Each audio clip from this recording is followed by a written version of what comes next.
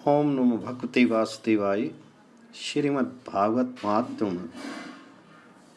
कृष्णं नारायणं वंदे, कृष्णं वंदे व्रजप्रियं, कृष्णं द्वैपायनं वंदे, कृष्णं वंदे पृथास्तम।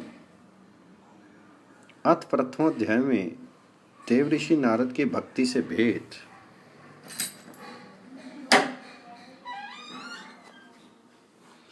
सच्चिदानंद स्वरूप भगवान श्री कृष्ण को हम नमस्कार करते हैं, जो जगत की उत्पत्ति, स्थिति और विनाश के हेतु तथा आध्यात्मिक आदि दैविक और आदि भौतिक तीनों तापों के नाश करने वाले हैं। जिस समय श्री शुकदेव जी का यज्ञोपवीत संस्कार भी नहीं हुआ था तथा लौकिक वैदिक कर्मों के अनुष्ठान का अवसर भी नहीं आया था, तभी उन्हें अकेले ही संन्यास लेने के लिए घर से जाते देखकर उनके पिता व्यास जी वीरा से कातर होकर पुकारने लगे, बेटा बेटा तुम कहाँ जा रही हो? उस समय वृक्षों ने तन में होने के कारण श्री सुखदेव जी की ओर से उत्तर दिया, ऐसे सर्वभूत हृदय स्वरूप श्री सुखदेव मुनि को मैं नमस्कार करता हूँ। एक बार भगवत कथा अमृत का रस सद्वादन करने में कुशल मुनिवर शौनक जी ने नैमिषारण्य क्षेत्र में विराजमान महामती सूत जी को नमस्कार करके उनसे पूछा। शौनक जी बोले, सूत जी, आपका ज्ञान अज्ञान अंधकार को नष्ट करने के लिए करोड़ों सूर्यों के समान है। आप हमारे कानों के लिए रसायन अमृत स्वरूप सार गर्भित कथा कही। भक्ति, ज्ञान और वैराग्य से प्राप्त होने वाले महान विवेक की वृद्धि किस प्रकार होती है और वैष्णव लोग किस तरह इस माया मोह से अपना पीछा छुड़ाते हैं। इस घोर कली काल में जीव प्राय आसुरी स्वभाव के हो गए हैं। विविध क्लेशों से आक्रांत इन जीवों को शुद्ध देवी शक्ति संपन्न बनाने का सर्वश्रेष्ठ उपाय क्या है? सोचिए, आप हमें कोई ऐसा शाश्वत साधन बताइए जो सबसे अधिक कल्याणकारी तथा पवित्र करने वालों में भी पवित्र हो तथा जो भगवान श्री कृष्ण की प्राप्ति करा दे।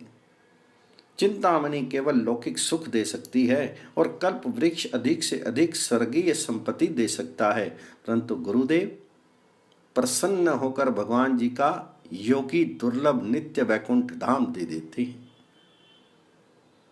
सूर्य ने कहा, शौनक जी,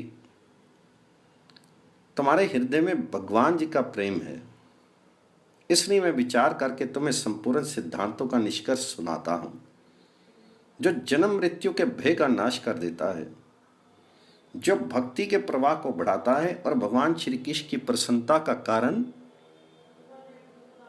मैं तुम्हें वह साधन बतलाता हूं, उसे सावधान होकर सुनो।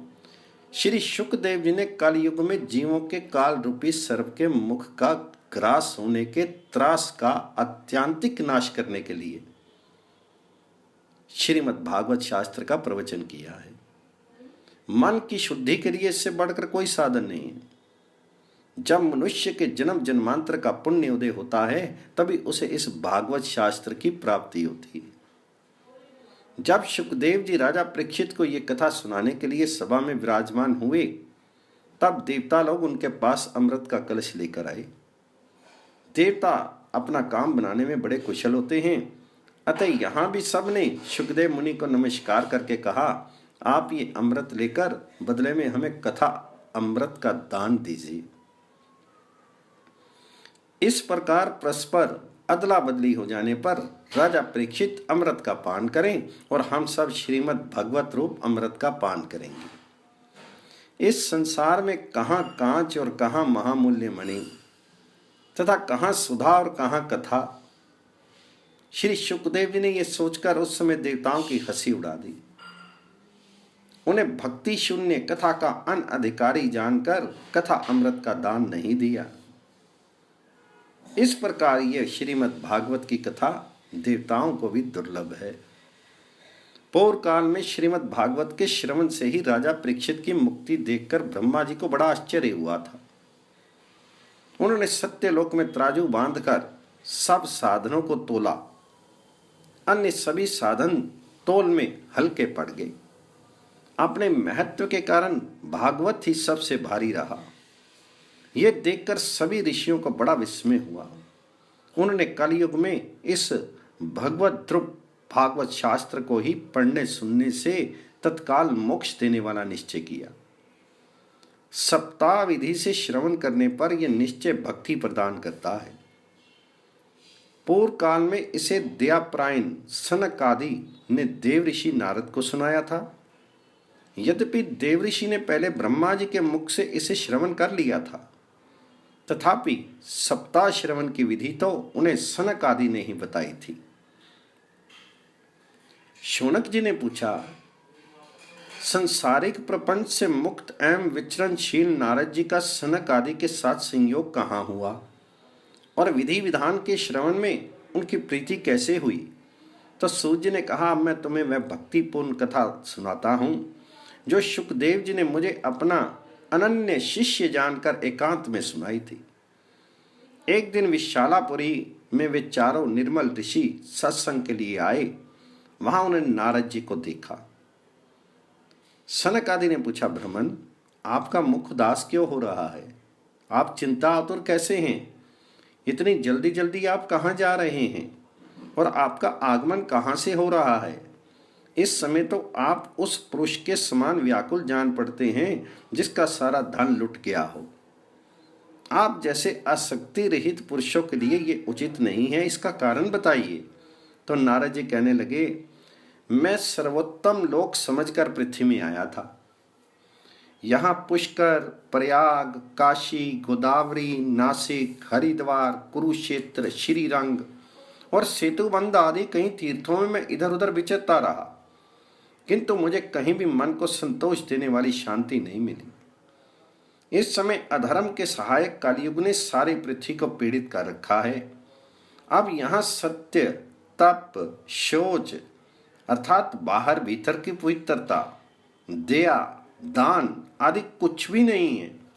बेचारे जीव केवल अपना पेट पालने में लगे हुए हैं। वे असत्यभाषी, आलसी, मंदबुद्धि, भाग्यहीन, उपद्रवग्रस्त सब हो गए हैं।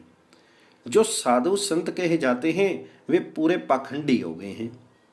देखने में तो वो विरक्त हैं, किंतु स्त्री, धन आदि सभी का परिग्रह करते हैं। घरों में स्त्रियों का राज्य है। साले सलाहकार बने हुए हैं। लोभ से लोग कन्या विक्रय करते हैं और स्त्री पुरुषों में कलह मचा रहता है। महात्माओं के आश्रम, तीर्थ और नदियों पर विधर्मियों का अधिकार हो गया है। उन दुष्टों ने बहुत से देवालय भी नष्ट कर दिए हैं। इस समय यहाँ ना कोई योगी है, ना सिद्ध है, ना ज्ञानी है और ना सत्कर्म करने वाला ही है। सारे साधन इस समय कली रूप दावानल से जलकर भस्म हो गए। इस कलयुग में सभी देशवासी बाजारों में अन्न बेचने लगे हैं। ब्राह्मण लोग पैसा लेकर वेद पढ़ाते हैं और स्त्रियां वेश्यावृत्ति से निर्वाह करने लगी हैं। इस तरह कलयुग के दोष देखता और पृथ्वी पर विचरता हुआ मैं जमुना जी के तट पर पहुंचा, जहां भगवान श्री कृष्ण की अनेकों लीलाएं हो चुकी हैं। मुनिवरों सुनिए, वहां मैंने एक बड़ा आश्चर्य देखा। वहां एक युवती स्त्री खिन्न मन से बैठी थी। उसके पास दो वृद्ध पुरुष अचेत अवस्था में पड़े जोर जोर से सांस ले रहे थे।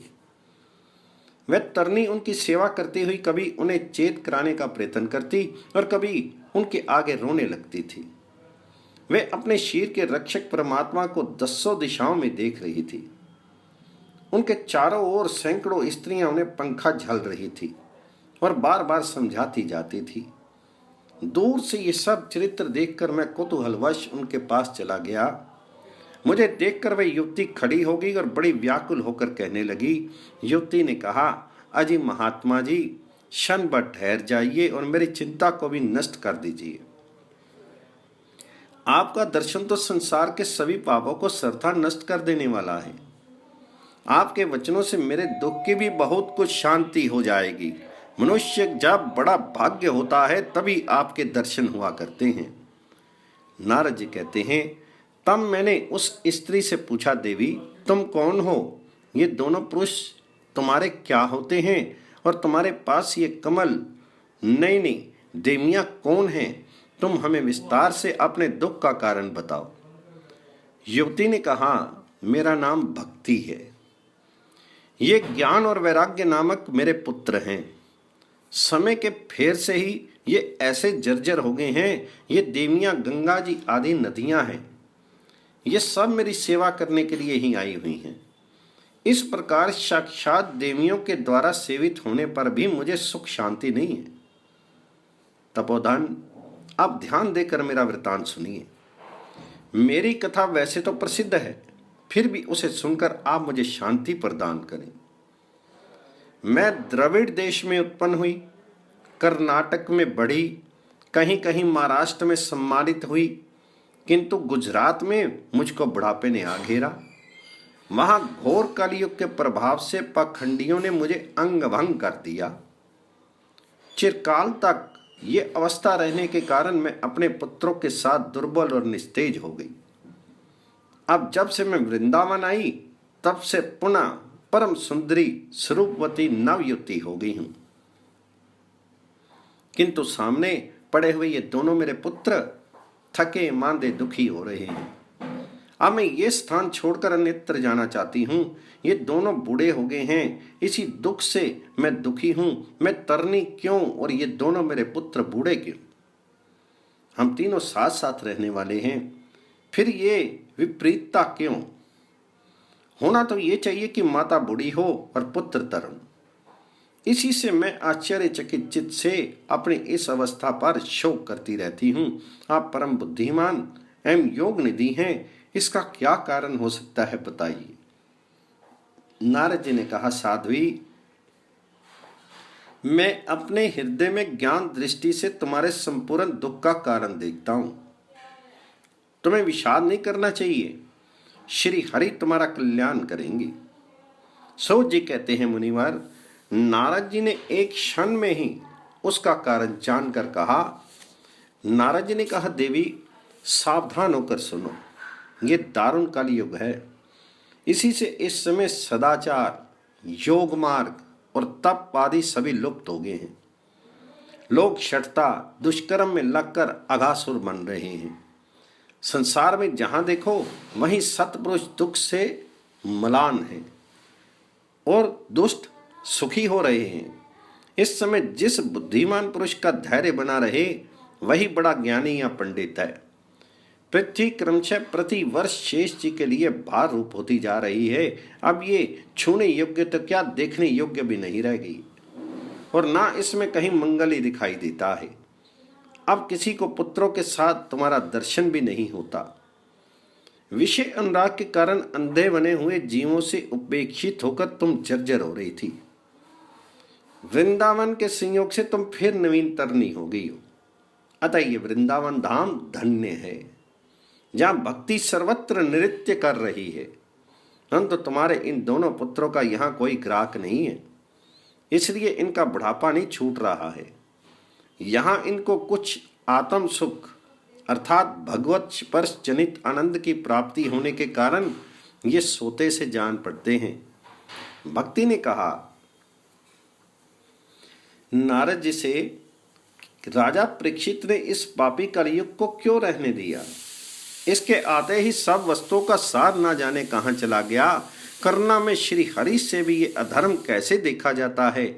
मुने, मेरा ये संदेह दूर कीजिए। आपके वचनों से मुझे बड़ी शांति मिली है। नारद जी ने कहा, बाले, यदि तुमने पूछा है तो प्रेम से सुनो। कल्याणी, मैं तुम्हें सब बताऊंगा और तुम्हारा दुख दूर हो जाएगा। जिस दिन भगवान श्री कृष्ण इस भूलोक को छोड़कर अपने परम धाम को पधारे, उसी दिन से यहाँ संपूर्ण साधनों में बाधा डालने वाला कलयुग आ गया। दिग्विजय के समय राजा परीक्षित की दृष्टि पड़ने पर कलयुग दीन के समान उसकी शरण में आया। भ्रमर के समान सारग्राही राजा ने यह निश्चय किया कि इसका वध मुझे नहीं करना चाहिए, क्योंकि जो फल तपस्या, योग एवं समाधि से नहीं मिलता, कलयुग में वही फल श्री हरि कीर्तन से ही भली भांति मिल जाता है। इस प्रकार सारहीन होने पर भी उसे इस एक ही दृष्टि से सार युग देखकर उसने कलयुग में उत्पन्न होने वाले जीवों के सुख के लिए ही इसे रहने दिया था। इसमें लोगों के कुकर्म में प्रवृत्त होने के कारण सभी वस्तुओं का सार निकल गया है और पृथ्वी के सारे पदार्थ बीजहीन भूसी के समान हो गए हैं। ब्राह्मण केवल अन्न धन आदि के लोभवश घर घर एवं जन जन को भागवत की कथा सुनाने लगे हैं, इसलिए कथा का सार चला गया है। तीर्थों में नाना प्रकार के अत्यंत घोर कर्म करने वाले नास्तिक और नारकी पुरुष भी रहने लगे हैं, इसलिए तीर्थों का भी प्रभाव जाता रहा है। जिनका चित्त निरंतर काम क्रोध महान लोभ और तृष्णा से तपता रहता है, वे भी तपस्या का ढोंग करने लगे हैं, इसलिए तप का भी सार निकल गया है। मन पर काबू ना होने के कारण तथा लोभ दंभ और पाखंड का आश्रय लेने के कारण एवं शास्त्र का अभ्यास न करने से ध्यान योग का फल मिट गया है। पंडितों की यह दशा है कि वे अपनी स्त्रियों के साथ भैंसों की तरह रमन करते हैं, उनमें संतान पैदा करने की ही कुशलता पाई जाती है। मुक्ति साधन में वे सर्वथा अकुशल हैं। संप्रदाय अनुसार प्राप्त हुई वैषम्यता भी कहीं देखने में नहीं मिलती। इस प्रकार जगह जगह सभी वस्तुओं का सार लुप्त हो गया है। ये तो इस युग का स्वभाव ही है, इसमें किसी का दोष नहीं है। इसी से पुंडरीकाक्ष भगवान बहुत समीप रहते हुए भी ये सब सह रहे हैं। सूत जी कहते, शौनक जी, इस प्रकार देवऋषि नारद के वचन सुनकर भक्ति को बड़ा आश्चर्य हुआ। फिर उसने जो कुछ कहा उसे सुनिए। भक्ति ने कहा, देवऋषि आप धन्य हैं, मेरा बड़ा सौभाग्य था जो आपका समागम हुआ। संसार में साधुओं का दर्शन ही समस्त सिद्धियों का परम कारण है। आपका केवल एक बार का उपदेश धारण करके क्याधु कुमार प्रहलाद ने माया पर विजय प्राप्त कर ली थी। ध्रुव ने भी आपकी कृपा से ही ध्रुव पद प्राप्त किया था। आप सर्व मंगल में और साक्षात श्री ब्रह्मा जी के पुत्र हैं। मैं आपको नमस्कार करती हूँ। इति श्री पद्म पुराणे उत्तरखंडे श्रीमद्भागवत महात्म्ये भक्ति नारद समागमो नाम प्रथमोध्याय।